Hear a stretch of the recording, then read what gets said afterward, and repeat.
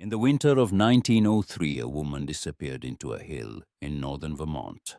She went in carrying a pickaxe and a candle. She did not come out for 3 months. When she did, the world she walked back into was not the same world she had left, and she was not the same woman. But that is the end of the story. The beginning is much quieter. The beginning is a piece of paper. If this kind of story speaks to you, the kind that moves slowly and means something by the time it's done, take a moment now and subscribe to this channel. We tell stories like this every week, stories about ordinary people who did extraordinary things with nothing but what they had and what they knew.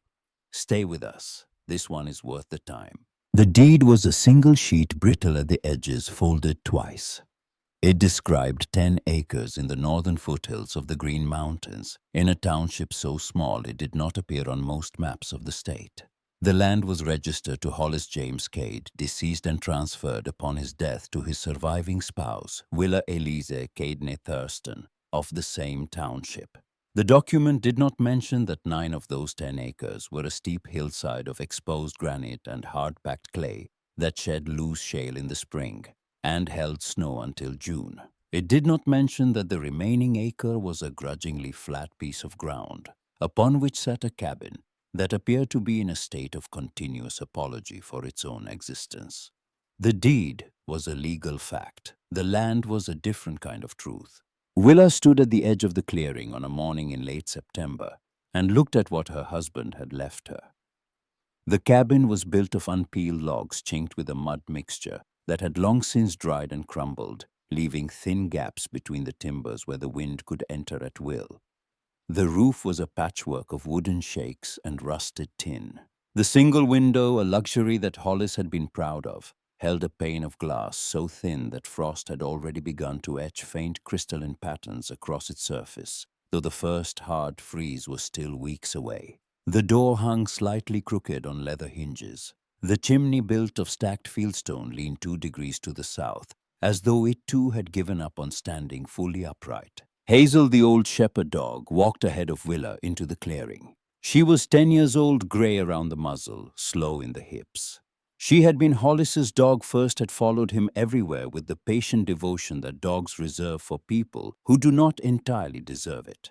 Now she was Willa's. She crossed the clearing with her nose low to the ground, sniffed the base of the cabin door, and lay down on the porch with a heavy sigh, as though she had assessed the situation and found it precisely as disappointing as she had expected. Willa watched the dog settle and felt something tighten behind her ribs. It was not grief. She had moved through the worst of that already in the weeks after Hollis died, when the fever had finally finished what it had started in February and taken him on a cool April morning, while the last of the snow was still melting in the shadows of the north-facing slopes. What she felt now was something harder to name. It was the sensation of standing at the edge of a vast and empty space and understanding that she was expected to cross it alone, and that no one believed she could, and that she was not entirely certain they were wrong. Hollis had bought this land for almost nothing.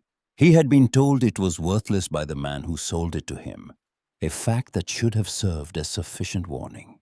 But Hollis had a particular gift for hearing the word worthless and translating it in his mind to undervalued. He had the soul of a poet and the hands of a clerk, and he had stood on this same ground 2 years earlier in the full warmth of July, and seen not what was, but what could be. He had spoken of a garden, a workshop, a life carved from the raw earth by will and imagination. He had spoken of potential. Potential. The word had become a kind of curse in Willa's mind. Hollis had lived his entire life in potential. He had been a man of beautiful beginnings and no middles. He started projects with a fire that burned hot and brief, and he abandoned them when the work became tedious, which it always did, because real work is mostly tedious, and the people who accomplish things are the people who do the tedious parts anyway. He had dug the foundation for a root cellar and never finished it. He had felled 12 trees for a woodshed and left them lying where they fell, where they rotted through 2 seasons into something too soft and punky to burn properly. He had ordered seeds for a kitchen garden from a catalog and never planted them. The packets were still on the shelf inside the cabin, their paper envelopes swollen with damp, their contents long past viable. After the creditors had picked through the remains of their shared life in town, taking the furniture, the good dishes, Hollis's small collection of books, and even the quilt her mother had made this land, was all that remained. 10 acres of granite and regret, an inheritance of debt and disappointment, the last and most complete of her husband's unfinished projects. She had come here not to build a life but to retreat from the one that had collapsed around her. The pitying glances in town had become unbearable. The whispered conversations that stopped when she entered a room. The offers of help that were really suggestions that she should accept her situation and find a room at the church where widows without means were housed in a kind of respectable poverty that everyone agreed was better than whatever she might attempt on her own. She had smiled at these offers and thanked the people who made them, and felt something inside her chest go very still and very hard each time. She did not want their pity. She did not want their rooms. She wanted to be left alone with her failure because it was hers, and she had earned it by choosing Willa Cade when every practical voice in her life had told her not to, and she would not compound the error by surrendering the last thing she owned to the judgment of people who had been right all along. The autumn that year came early and came with teeth. By the second week of October, the nights carried a sharp metallic edge, and the old-timers in the nearest village, a full day's walk to the south, began to speak of the coming winter in the hushed tones they reserved for things they feared. They talked of the thickness of the woolly caterpillar bands, of the height at which the hornets had built their nests of goose bones and squirrel behavior, and the particular quality of light on the western horizon at sunset. All signs pointed to a season of exceptional severity. They looked at Willa, a woman alone in a dead man's cabin with a lame dog and a woodpile that wouldn't last through November, and their faces held the particular expression that northern people reserve for someone who is about to learn a lesson that the land teaches only once. Willa Cade arrived on a Tuesday in mid-October, his wagon heavy and well-maintained, his draft horse thick-necked and glossy, everything about his appearance a quiet advertisement for the practical success that had eluded his younger brother so completely. He was a man built of right angles and sound decisions, square in the jaw and shoulders, with hands that knew the value of $1 because they had earned a great many of them. He stood in the clearing with his boots planted wide and his gaze moving across the property with the slow assessing sweep of a man calculating a figure in his head. "You cannot stay here, Willa." She was on the porch, a blanket around her shoulders, Hazel at her feet. She did not stand when he spoke. "The land is mine, Everett." "The land is a joke. Hollis was swindled and you know it. 9 acres of cliff and 1 acre of mud with a shack on it that wouldn't keep the rain out, let alone the cold." He paused, adjusted his hat. "I'll give you $50 for the granite rights. The stone on that hillside has commercial value even if nothing else here does. $50, Willa. You can take a room in town. You can live like a human being." $50. She understood what the number meant. It meant Everett had calculated the value of the granite at several hundred and was offering her the smallest amount he thought she might accept. It meant he saw the land the way he saw everything, as a column of figures, as inputs and outputs, as a problem to be solved by the application of money and common sense. He was not wrong about the granite. He was not wrong about the cabin. He was not wrong about anything except the thing that mattered most, which was what Willa intended to do about it. No.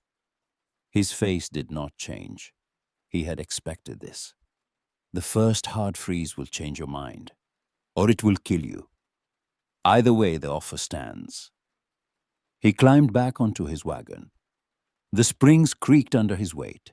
He gathered the reins and looked back at her one more time, and his expression was the expression of a man watching someone walk into traffic, a mixture of impatience and something that might, in a less practical man, have been called concern. "Hollis dreamed himself to death, Willa. Don't let him take you with him." The wagon moved down the track. Hazel watched it go, then lowered her head back to her paws. Willa sat very still until the sound of the wheels had faded entirely, until the only sound was the wind moving through the bare branches of the maples at the edge of the clearing. And then she went inside and closed the crooked door, and stood in the middle of the cabin, and looked at the gaps between the logs where the daylight showed through in thin, bright lines. And she understood that Everett was right about everything except the conclusion. The cabin was indeed a sieve for the cold.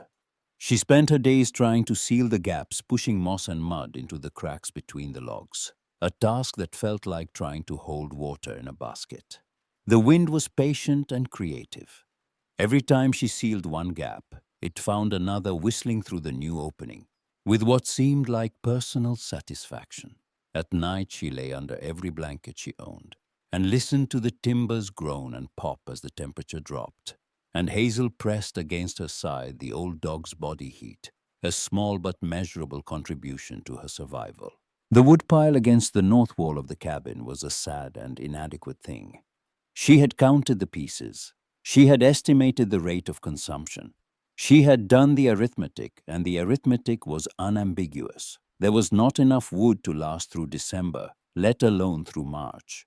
She could burn less, but burning less meant being colder, and being colder meant burning more of her own body's reserves. And she was already thinner than she had been in September, her clothes loose on a frame that had never carried much excess to begin with. She was fighting a war she could not win. The cold was not a temporary adversary. It was a condition of existence, vast and patient, and it would outlast her firewood and her determination and her stubbornness. Because stubbornness is a finite resource, and winter in northern Vermont is not. The night the idea found her was a night of particular violence. The wind came from the northwest with a force that felt intentional, tearing at the cabin's roof, finding every gap and weakness in the structure and exploiting them with the systematic thoroughness of a siege. A piece of tin roofing lifted and banged and lifted again, and Willa pulled on Hollis's old coat and went outside to secure it before it tore away entirely. The gale hit her the moment she stepped off the porch. It was not merely cold. It was aggressive, a physical force that pushed against her chest and stole the breath from her mouth and made her eyes water so fiercely that the world became a blur of dark shapes and moving shadows. She fought her way to the north side of the cabin, found the loose tin and tried to press it flat, but her fingers were already numb, and the wind kept catching the edge of the metal and wrenching it from her grip. She needed shelter even for a moment, even for 30 seconds of stillness, so she could feel her hands again. The granite hillside rose behind the cabin, a dark mass against a darker sky, and she stumbled toward it with no plan beyond the instinct to put something solid between herself and the wind. There at the base of the hill, half hidden by overgrown hawthorn bushes that clawed at her coat as she pushed through them, was a dark opening in the earth. She knew it was there. She had seen it before in the daylight, a shallow excavation into the hillside that some previous and more practical owner had begun as a root cellar and never completed. The door had rotted away years ago. The opening was low and ragged, barely 4 feet high, and it gaped in the hillside like the mouth of something patient. Willa ducked inside. The effect was instantaneous. The wind vanished, not diminished, not reduced. It vanished as though someone had closed a heavy door between her and the entire atmosphere. The silence that replaced it was so complete that she could hear her own heartbeat, could hear the blood moving in her ears, could hear Hazel's panting behind her as the old dog followed her in, but it was the air that stopped her. Outside, the wind was a blade. It cut through clothing, cut through skin, cut through resolve. Here, 3 feet into the earth, the air was utterly still. It was cool, yes, cooler than a heated room, but it was a dampness without malice, a temperature without opinion.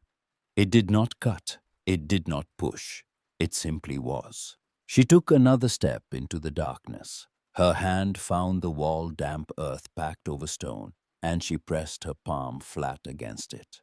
The surface was cool but not cold. Not cold the way the air outside was cold, not cold the way the cabin walls were cold.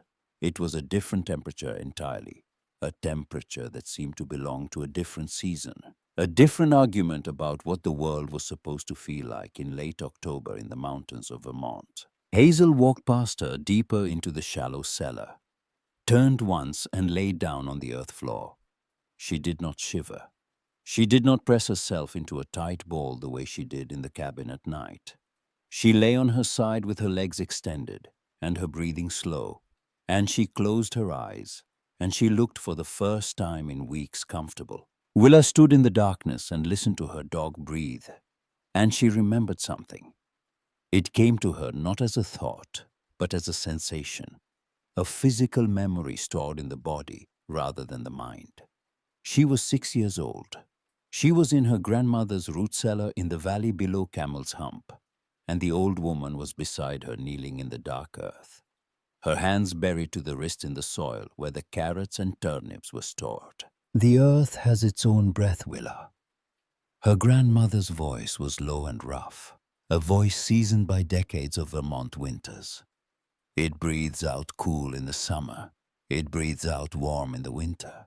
Most people never notice.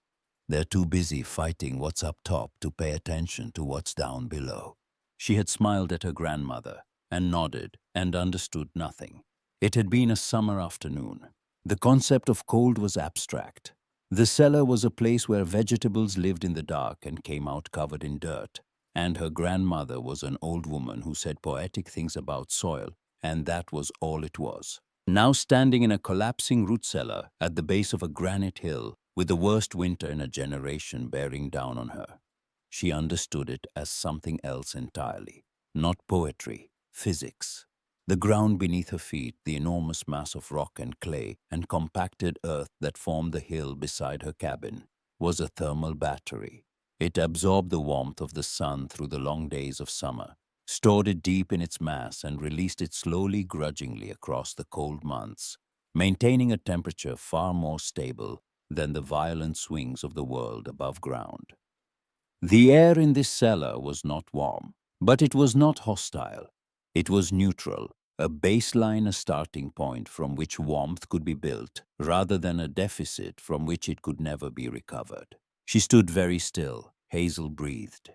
The wind screamed outside, muffled now, distant, a tantrum happening in a room she had left. The idea did not arrive all at once. It assembled itself piece by piece the way a stone wall is built, one rock placed against another, until the structure becomes obvious. She thought of the cabin, its gaps, its endless hunger for firewood, its fundamental failure as a barrier between her body and the winter. She thought of this cellar, its stillness, its indifference to the storm. She thought of the space between them, 10 feet of earth and stone. What if the cabin was not her home? What if the cabin was a porch, an entryway, an airlock? What if her home was in the hill? The thought was so large and so strange that it made her feel light in the head, as though the ground had shifted slightly beneath her feet. She would not try to insulate the cabin. She would not try to fight the cold with thicker walls and more firewood. She would retreat to where the cold could not follow. She would expand this cellar, deepen it, shape it into a living space and connect it to the cabin with a stone-lined passage.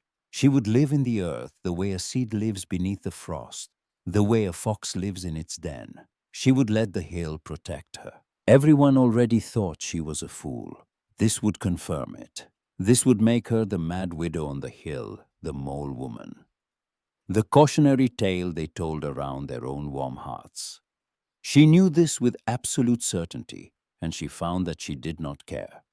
Their opinions would not keep her alive when the snow was 5 feet deep and the temperature was 30 below zero.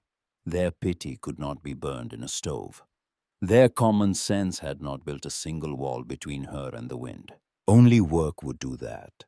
Only stone and earth and her own 2 hands. She looked down at Hazel asleep on the cellar floor, and she felt something she had not felt since before Hollis got sick. Not hope. Hope was a word for people who were waiting for something to happen. What she felt was closer to purpose. A fierce, defiant, almost reckless sense that she knew what needed to be done and that she was the only person who was going to do it. "All right," she said to the dog. All right. She walked to the village the next morning. The trip took most of the day there and back, and she carried the weight of her remaining money in a small leather purse that held far less than it should have.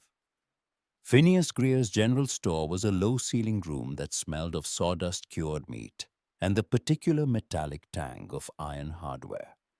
She moved through the aisles with the focused efficiency of a woman who knew exactly what she needed and could afford none of what she wanted. A new head for a pickaxe, a heavy shovel, 24 candles, a ball of thick twine. Phineas watched her assemble these items on his counter. He was a man whose face had been carved by decades of careful observation into an expression of permanent and weary assessment. He looked at the tools. He looked at Willa. He picked up the pickaxe head and turned it over in his hands. "That's digging equipment, Mrs. Cade. Hard time of year to be breaking ground. I'm improving an old root cellar." He set the pickaxe head down. He leaned forward on the counter, his forearms resting on the worn wood, and his voice dropped low so the two other customers in the store would not hear. "I knew your husband. Everybody did. Good man. Head full of dreams. Nothing wrong with that, I suppose, except when the dreams are the only thing in there." He paused. "There's a room at the church for widows, warm, dry. No shame in it, Willa. None at all." She met his eyes. She held them. "There's no shame in a warm room, Phineas, but I have a home. I just have to make it ready." He looked at her for a long moment. Then he wrapped her purchases in brown paper and tied the bundle with string and pushed it across the counter without another word. She paid and left, and she could feel his gaze on her back all the way to the door. And she knew that when she was gone, he would shake his head and add her to his private list of people the winter was going to teach a lesson. The walk back was long. The bundle was heavy. The pickaxe head pressed against her hip through the canvas of her pack, with every step a hard and uncomfortable reminder that the idea in her head was about to become labor in her body. She reached the cabin in the last light of the afternoon and set the tools on the porch and stood looking at the dark opening of the root cellar across the clearing. Hazel came to the door and looked at her and looked at the tools and looked at the hill. "I know," Willa said. She went inside. She lit a candle. She sat at the small table and ate a cold supper of bread and hard cheese, and she did not think about what she was about to attempt, because thinking about it in its entirety would have been paralyzing. She thought only about the first step. Tomorrow morning she would go into the cellar with the pickaxe and the candle, and she would swing the pickaxe at the back wall, and she would see what happened. That was all. One swing, one day. One decision at a time, placed against the next like stones in a wall, until the thing was built or she was broken. The earth has its own breath, her grandmother had said. Tomorrow she would go down into the dark and listen for it. The first swing of the pickaxe taught her something about humility. She had imagined the tool as an extension of her will, a device for translating intention into progress. What it actually was, she discovered within the first 30 seconds, was a device for translating intention into pain. The shock traveled from the iron head, through the hickory handle, and into the bones of her wrists and up through her forearms and into her shoulders, with a jarring electric intensity that made her gasp. The pickaxe bounced off the packed earth and stone at the back of the cellar, and left a mark approximately the size and depth of a teaspoon. She swung again, the same shock, the same trivial result. A scratch on the surface of the earth that a child could have made with a stick. By the end of the first hour, she had loosened a section of wall roughly 8 inches wide and 4 inches deep. Her hands were shaking. Her shoulders burned with a deep, exhausting fire that seemed to originate somewhere behind her collarbones and radiate outward into her neck and down her spine. She had 2 blisters on her right palm, both already torn open, the raw skin beneath them wet and bright pink.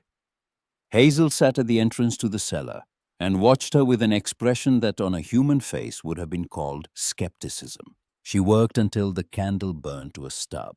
Then she hauled the loosened earth out in Hollis's old wooden bucket, dumping it in what would become a growing pile behind the cabin, and she went inside and sat in the chair by the cold stove and held her hands in her lap and looked at them. They were someone else's hands, red and swollen, crusted with dirt that had worked into the broken blisters and mixed with the blood to form a dark paste in the creases of her fingers. They trembled when she held them out in front of her, a fine, rapid tremor that she could not control. She flexed them. They obeyed slowly with protest. She closed them into fists, opened them, closed them again. They would harden. She knew this the way she knew that water ran downhill with the certainty of a physical law. The body adapted. The skin would thicken. The muscles would strengthen. The question was whether the adaptation would happen fast enough, whether her body could rebuild itself at the pace the work demanded, or whether it would break down faster than it could repair. She did not know the answer. She went to bed. The rhythm established itself over the following days, not because she chose it, but because the work imposed its own structure, and she submitted to it. She rose before dawn and ate whatever was quickest: cold bread, a handful of dried apples, sometimes nothing. She entered the cellar with 2 candles and the pickaxe and the shovel, and she worked until her arms could no longer lift the tools. Then she hauled the debris out. Then she studied the walls. This was the part she had not anticipated, the part that changed everything. She had assumed that digging into a hillside was a matter of brute force, of swinging a pickaxe at whatever was in front of her, until it wasn't there anymore. What she discovered was that the hill was not uniform. It was a complex structure of layers and seams of hard granite shelves that turned the pickaxe blade and sent numbing vibrations up her arms, and softer deposits of clay and decomposed stone that crumbled almost willingly under the shovel's edge. There were fissures, hairline cracks running through the rock at angles she learned to read the way a sailor reads the wind. If she found a fissure and worked the point of the pickaxe into it and levered sideways, sections of stone that would have taken hours to chip away piece by piece would fracture along their natural fault lines and come free in satisfying chunks. She was not just digging, she was listening. The hill had a logic, a grain, a preference for how it wanted to be taken apart. And if she paid attention, if she worked with that logic rather than against it, the labor was still brutal, but it was not impossible. The hill would yield to her, but only if she yielded to it first. By the end of the second week, the root cellar had doubled in depth. She could stand inside it now, at the back wall, with her arms extended, and not touch the entrance. The air was different here, deeper, stiller, more completely separated from the surface world. The temperature held at a steady point that she began to think of as the hill's own body temperature, its resting state, its equilibrium. Above ground, the nights were dropping below freezing. In the cellar, the air was cool but breathable, a neutral space where the concept of freezing seemed to belong to a different conversation. The blisters on her hands had progressed through their full life cycle. They had formed, broken, bled, dried, cracked, bled again, and finally hardened into calluses the color and consistency of old leather. Her back had stopped screaming and had settled into a chronic dull protest that she carried with her like a second skeleton. She was thinner. She was stronger. She did not recognize herself in the reflection of the cabin window, this woman with the knotted hair and the clay-stained clothes and the forearms roped with new muscle. The rumors reached the village before she did. Hunters passing near her property heard the rhythmic sound of metal on stone echoing from the hillside and carried the story back with them. The strange widow on the dead man's land digging into the hill like a groundhog. Children in the village whispered about the mole woman and dared each other to creep close enough to see. She became a story and entertainment, a warning about what happened when grief took hold of a mind that had nowhere else to go. Everett returned on a morning when the first hard frost had turned the clearing white. She was at the entrance to her excavation face, smeared with dirt hair, tied back in a knot that had ceased to be a deliberate hairstyle and become simply a way of keeping hair out of her eyes. He stared at the hole in the hillside, at the mounds of excavated rock, and his face moved through several expressions before settling on something that was not quite anger and not quite fear. "Good God, Willa, the whole town is talking. They say you've lost your mind. I came thinking they were exaggerating." She leaned on her shovel. She did not speak. "You're digging your own grave. That's what this is. You're going to crawl into that hole, and the roof is going to come down, and they'll find you in the spring when the snow melts, or the damp will get into your lungs, and you'll cough yourself to death in the dark." He stepped closer, his voice dropping. "This is not how a decent woman lives. You're making a mockery of my brother's memory." The mention of Hollis was calculated, and she felt it land. A cold clarity settled over her, the kind that comes when anger burns so hot it passes through fury and arrives at something quieter and more dangerous on the other side. "Your brother's memory is a stack of unpaid bills and the roof that leaks. His dreams left me with nothing. My work might leave me alive." She straightened. "This is my land, Everett. Leave it." His face hardened. He reached into his coat and produced an envelope. $60. I've raised my offer because you clearly need the help even if you can't see it. Take the money. Go to town. Stop this insanity. No. 70. Will is $70. That's more than this entire property is worth, and you know it. No. He put the envelope back into his coat. His jaw worked. "You are the most stubborn, foolish woman I have ever known." He was already turning away. "When they find your body come spring, and they will find your body, remember that I tried. Remember that I stood here and offered you a way out, and you chose this instead."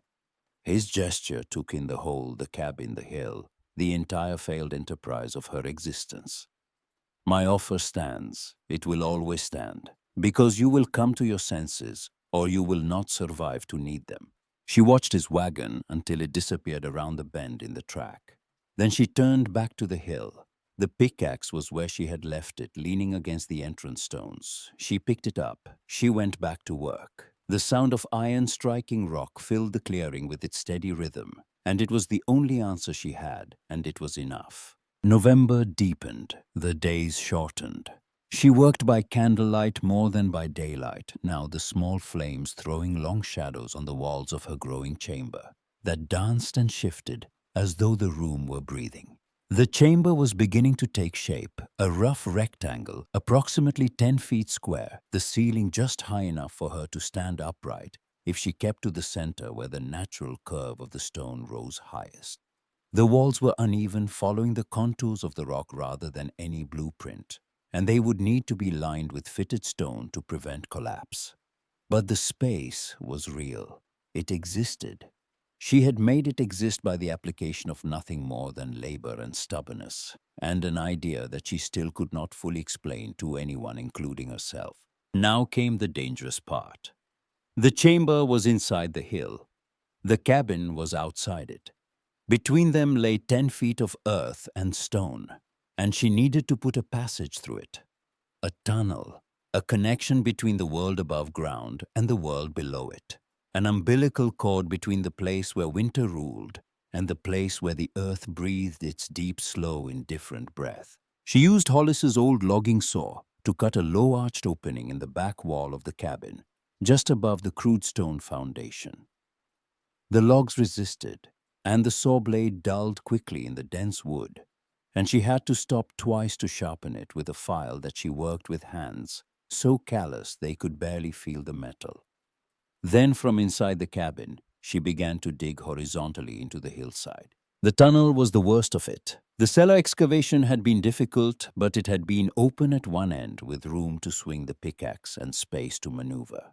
The tunnel was a crawl space 4 feet high and 3 feet wide, and she worked in it on her hands and knees in the light of a single candle stuck to a flat stone. The air was thick with the smell of damp earth.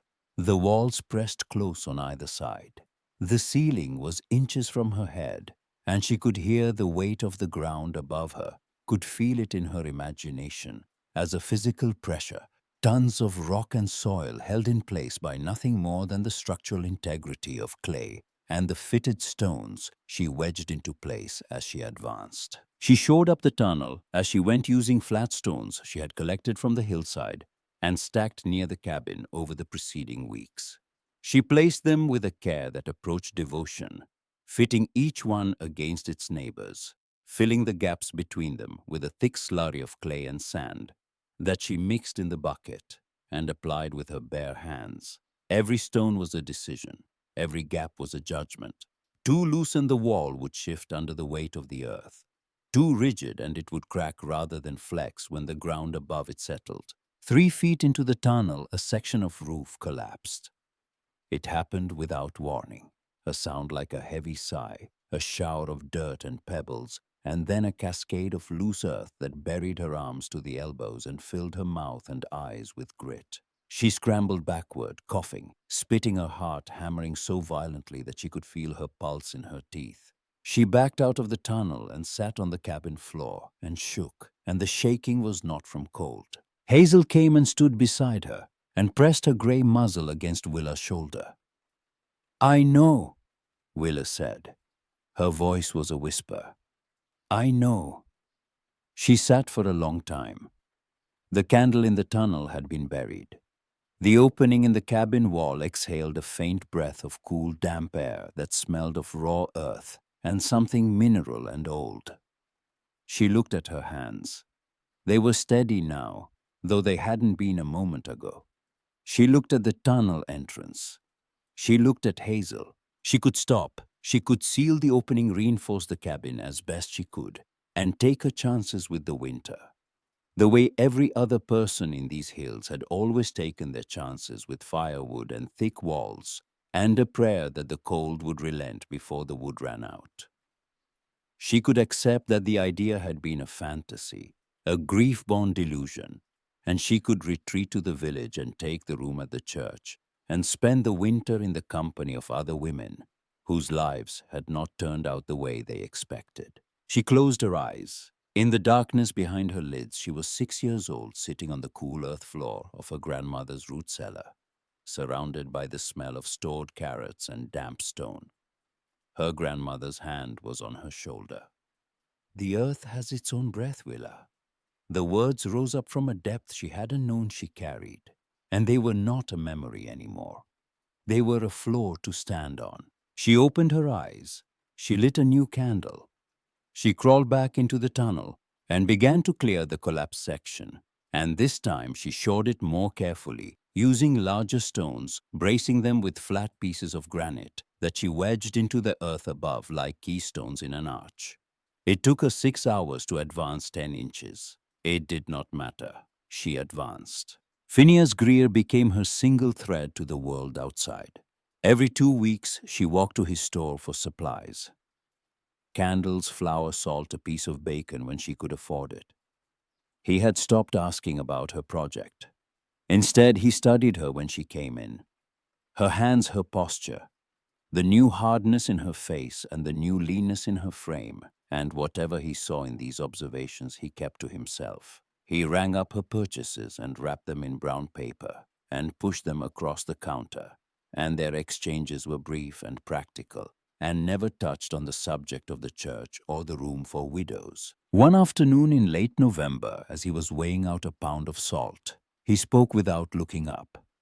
"The old-timers are saying this will be a wolf winter, the kind that kills the weak and the unprepared, the kind that freezes the sap inside the trees. I'll be ready, Phineas." He reached under the counter and brought out a small canvas bag, heavy for its size. He pushed it across the wood toward her.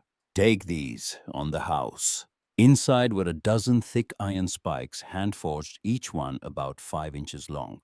"Use them to anchor your stonework. Drive them into the cracks between your larger pieces. Mortar won't set right in the cold, but iron in stone will hold through anything." She looked at the spikes. She looked at Phineas. He was not endorsing her plan. He was not expressing confidence in her sanity. He was doing something smaller and more significant than either of those things. He was acknowledging her labor. He was offering a tool that only mattered if the work was real, and by offering it he was saying that the work was real. She felt a pressure behind her eyes that she blinked away. "Thank you, Phineas." He nodded once and turned to rearrange something on the shelf behind him that did not need rearranging. She used the spikes exactly as he had suggested, driving them deep into the seams between the larger stones with a hammer she had found in the lean-to behind the cabin. They bit into the rock with a satisfying finality, locking the pieces together in a way that clay alone could not accomplish. The tunnel walls tightened, the ceiling held. She began to trust it, not completely, not with the comfortable trust of someone standing on a finished floor, but with the measured trust of someone who has tested every joint and found them sound.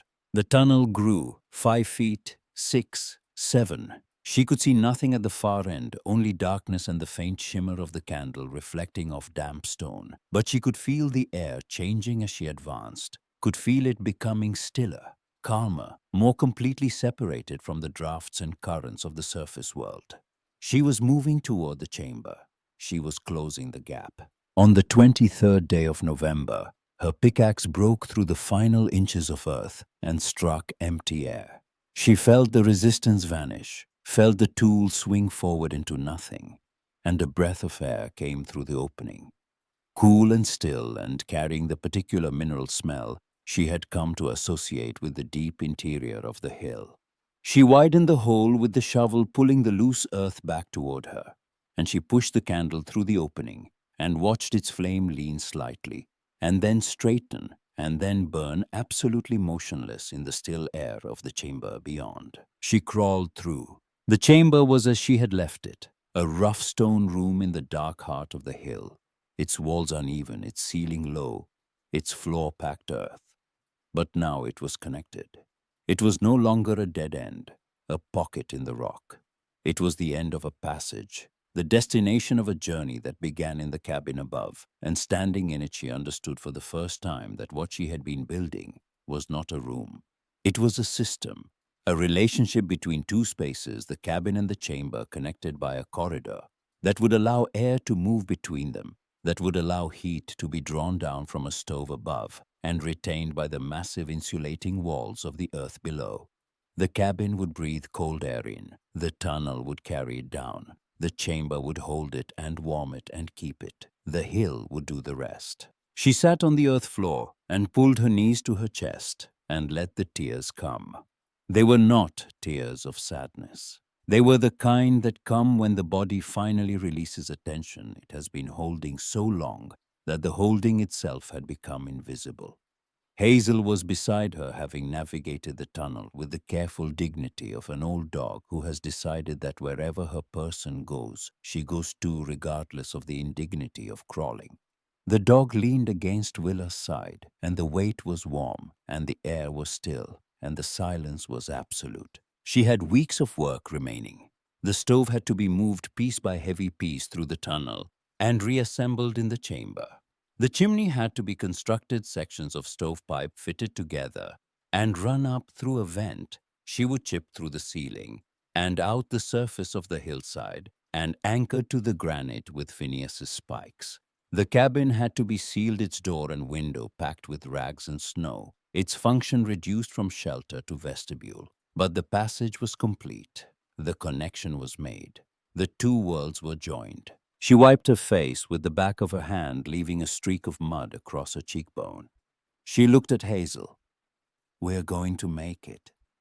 The dog's tail moved once against the earth floor. In the first week of December, she finished. The stove was installed. The chimney drew. A small fire filled the chamber with a warmth that seemed almost excessive after weeks of barely adequate heat, the insulated stone walls reflecting it back and holding it in a way that the cabin's gapped logs never had and never could. She cooked her first meal, underground bacon and cornbread on the stovetop, and the smell filled the small space and made it something it had not been before. A home, not a shelter, not a hiding place, a home. She moved her blankets down, her few books, the candles, the bag of dried apples and the sack of flour, and the small wrapped block of cheese from Phineas's store. She sealed the cabin from the inside, stuffing every crack with rags and packed snow, and she closed the crooked door for what she intended to be the last time until spring. Her world contracted to the chamber and the tunnel, and the faint filtered connection to the sky above. She could hear the wind when it blew hard, but it was the sound of a distant country, a place she had chosen to leave. The old thermometer from the cabin porch, rehung on a nail she had driven into the chamber wall, read 42 degrees, without a fire. 42 degrees in a room surrounded by earth, insulated by the accumulated warmth of a summer she had barely noticed while she was living through it. When she lit the stove and fed it 3 small pieces of split birch, the temperature climbed to 58 within the hour and held there. 58 degrees, in a room heated by 3 sticks of wood, in a world where Willa Cade was burning through his woodpile at a rate that would see it exhausted before February. She sat in her chair. She opened a book. Hazel lay on a folded blanket beside the stove, and the old dog's breathing was slow and deep, and the candlelight moved gently on the walls, and the only sound was the soft tick of the stove metal expanding in the heat. Outside, the first real snow began to fall.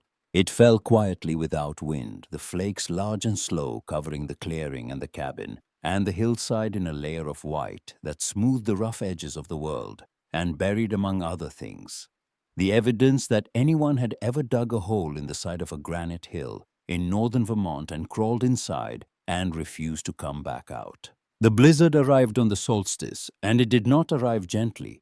It came from the north like something that had been planning its assault for months. A wall of white that erased the horizon and swallowed the sky and turned the world into a single undifferentiated void of wind and snow. The trees disappeared first, then the cabin, then the clearing itself until there was nothing visible in any direction but the storm. And the storm was everything. And the storm was everywhere. And the storm did not intend to stop. In the village, the cold laid siege. It forced itself through window frames that had been caulked and recaulked and caulked again. It turned the condensation on iron nails into beads of ice that glittered on the interior walls of houses like malicious jewelry. Pipes froze and split. Chimneys clogged with wind-driven snow, and backed smoke into rooms where families huddled together under every blanket they owned, feeding their stoves with a desperate and accelerating urgency, watching their woodpiles shrink with the slow horror of people who can see the mathematics of their situation and cannot change the numbers. Willa Cade, in his large and well-constructed farmhouse 2 miles to the south, felt the cold find him. He had prepared. He had laid in cord after cord of seasoned hardwood. He had caulked every joint and sealed every window, and banked the fires in both his stoves with the methodical thoroughness of a man who understood that winter was an engineering problem, and that engineering problems yielded to engineering solutions. But the storm did not care about his preparations. The wind found a weakness in the stonework of his main chimney, a joint where the mortar had cracked during the autumn freeze-thaw cycle, and on the second night of the blizzard, it exploited that weakness with patient surgical precision. A section of masonry shifted, then it fell. The collapse sent a cascade of stone and soot onto the hearth, and opened a gap in the chimney wall through which the wind poured with a sound like a sustained triumphant scream. Smoke filled the main room within minutes. The family retreated to the kitchen, cramming themselves around the cook stove. But the kitchen had never been designed to heat the whole house, and with the main chimney compromised, the draft pattern shifted, and even the cook stove began to draw poorly, its fire sulking and smoking in a way that turned the small room into a gray, eye-burning haze. By the third day, they had burned through most of a week's supply of wood. The youngest boy had developed a cough that deepened every hour. Frost was crawling across the interior walls of the kitchen, advancing inward from the corners like a slow white tide. Everett stood at the window and looked out at nothing, because there was nothing to see, only white, only wind.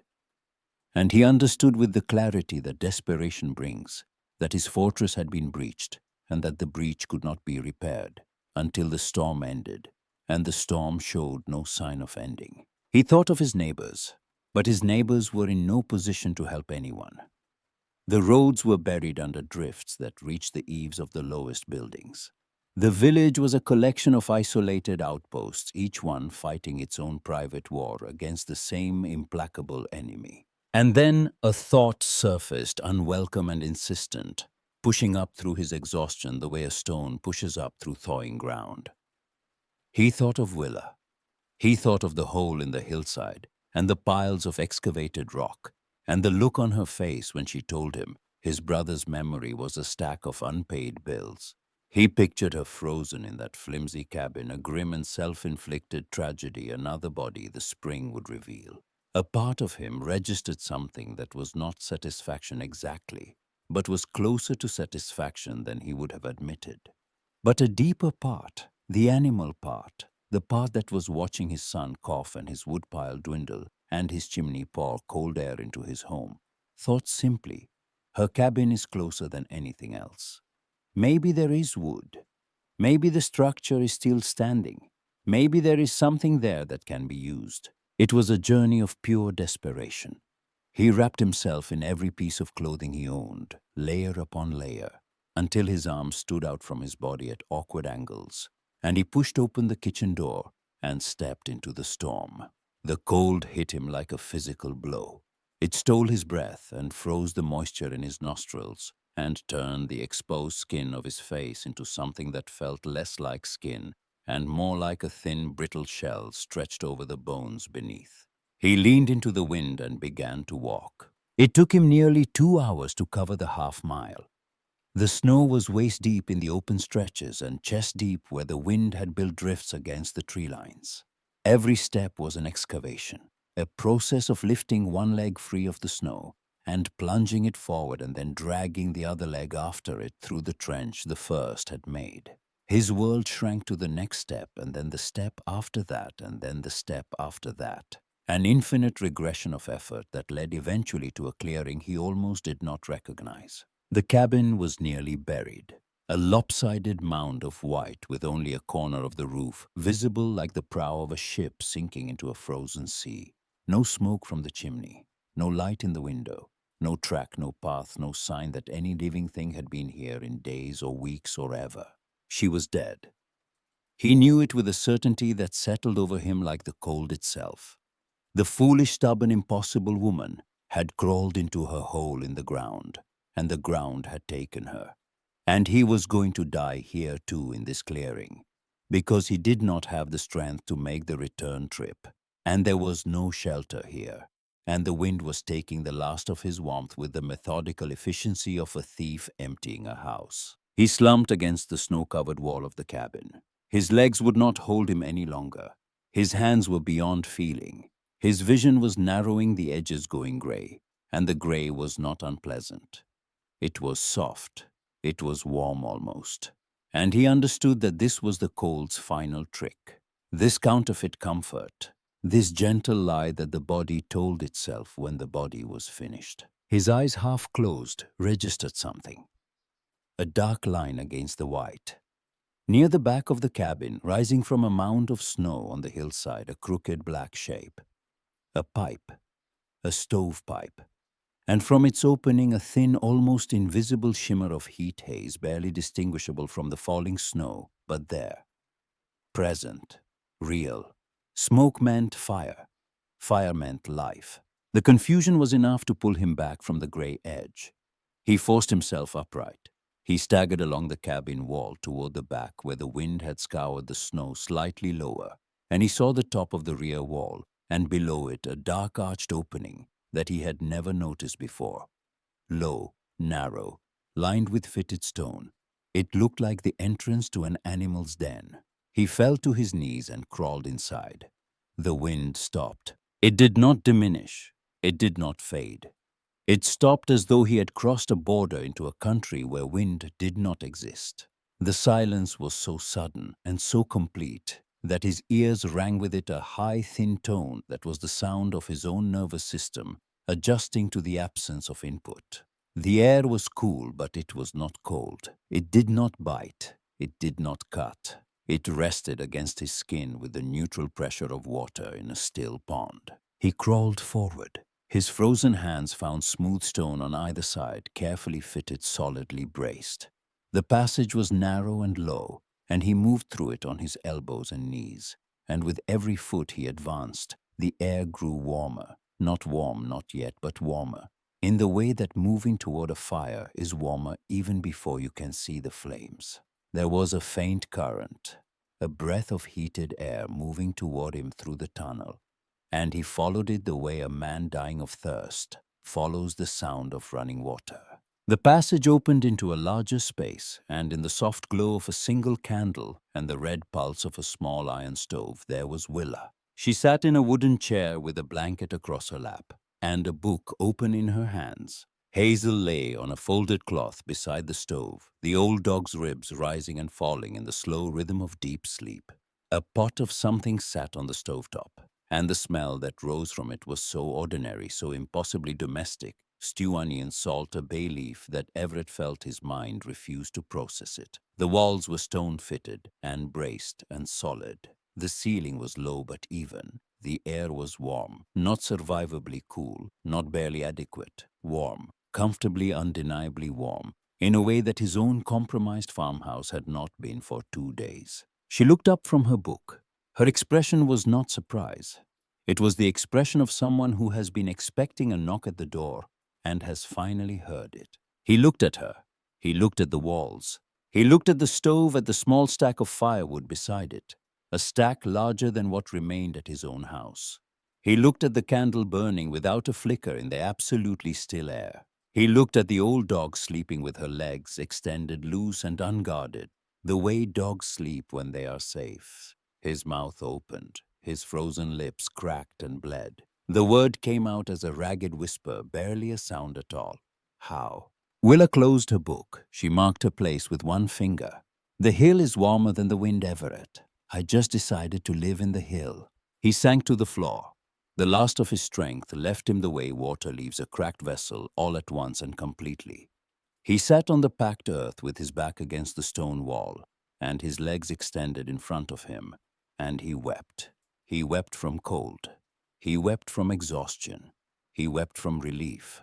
But mostly he wept because he had been wrong. Not slightly wrong. Not wrong about a detail. Wrong about everything. Wrong about the cabin and the hill and the hole in the ground. Wrong about the pickaxe and the shovel and the iron spikes. Wrong about his brother's widow and her madness and her stubbornness and her refusal to accept his money and his advice and his pity. He had built his fortress against the sky, and the sky had torn it open. She had built her shelter inside the earth, and the earth had held. She let him cry. She did not comfort him, and she did not mock him. She ladled stew into a tin cup and set it on the floor beside him, and went back to her chair and opened her book again. And the kindness of that gesture, the simple act of giving a man food and privacy in which to collect himself, was more devastating than any word she could have spoken. When the thaw came and the village emerged to count its losses, 2 lives taken, dozens of livestock, frozen roofs collapsed under the weight of snow that had no precedent in living memory. The story began to move. It moved the way all true stories move in small communities, not through announcement but through repetition. One person telling another over a fence or a counter or a shared pot of coffee, each telling, adding a detail or dropping one, the narrative, shaping itself into the form that the community needed it to take. The story of Willa Cade, the most practical man in the county, crawling half dead into his mad sister-in-law's badger hole and finding her sitting in a warm room reading a book. Phineas Greer went to see it for himself. He was a man whose word carried the weight of granite in that community. And when he came back and described what he had seen, his voice holding a note that the people who knew him had never heard before, the laughter stopped. He described the tunnel, the chamber, the chimney, the temperature differential. He described the stovepipe drawing perfectly through 20 feet of hillside.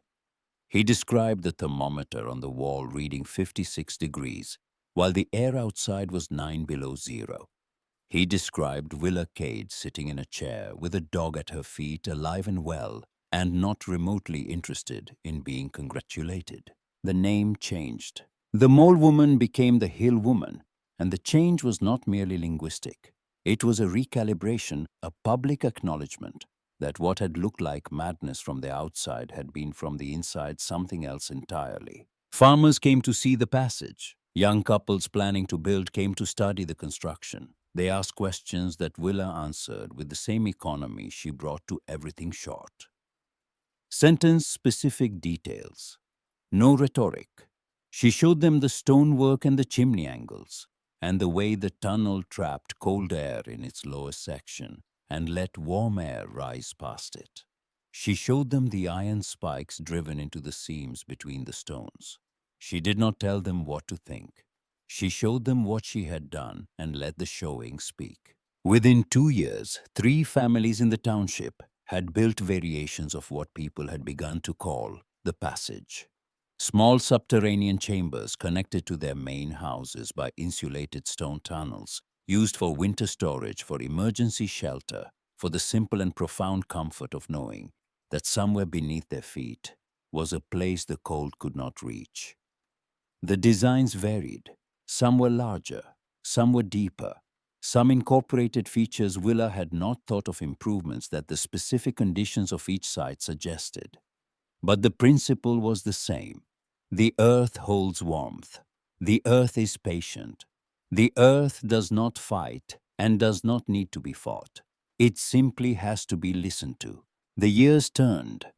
Willa lived out her days on the property that everyone had told her to sell. She never became wealthy. She never became famous beyond the borders of her own township and the 2 or 3 adjacent ones where the story had traveled. She kept Hazel's grave marked with a flat piece of granite near the entrance to the tunnel. And when the old dog died in the 3rd winter peacefully on her blanket beside the stove in the chamber, Willa carried her out through the passage and buried her in the frozen ground. With the fury of pickaxe work that the neighbors heard from half a mile away and did not interrupt, she lived quietly. She read. She kept the passage in good repair. She answered questions when people asked them and did not volunteer information when they didn't. She grew old in the way that certain trees grow old slowly, solidly, her roots too deep to be troubled by the storms that passed above. The cabin and the passage became a local landmark long before Willa left them. The structure stood not as a monument to a battle won, but as a monument to a battle wisely avoided. School children visited on field trips and stood inside the chamber and felt the stillness of the air and the steadiness of the temperature, and understood in the wordless way that children understand physical truths that the woman who had built this place had known something that the people around her had not. Generations grew up with the story. It was told at kitchen tables and in general stores and at the bedsides of children who were not yet old enough to understand what it meant, but who remembered it anyway. The way children remember all stories that are told to them in quiet voices in warm rooms by people they trust. The story of the woman who went into the hill. It was not a story about courage, though it contained courage. It was not a story about stubbornness, though it contained stubbornness in quantities that would have been admirable in granite. It was a story about a different kind of seeing, about looking at a worthless thing, a leaking cabin, a barren hillside, a life that everyone had written off, and seeing not what was, but what could be. About understanding that the loudest voices are not always the wisest, and that the people who shout their certainty from the rooftops are often the ones whose chimneys collapse in the first real storm. The earth has its own breath. It breathes out cool in the summer and warm in the winter. Most people never notice. They are too busy fighting what is up top to pay attention to what is down below. But some people notice. Some people get quiet enough and still enough and desperate enough to hear it. And when they do, when they stop fighting the storm and start listening to the ground beneath their feet, they find something that the wind and the cold and the Willa Cades of the world cannot take from them. They find that the warmth was always there. It was always waiting. It just needed someone willing to dig for it. If this story meant something to you tonight, leave a comment and tell us what is the hill in your life, the thing everyone else sees as worthless, that you know holds something warm inside it. We read every comment, and if you haven't already, subscribe.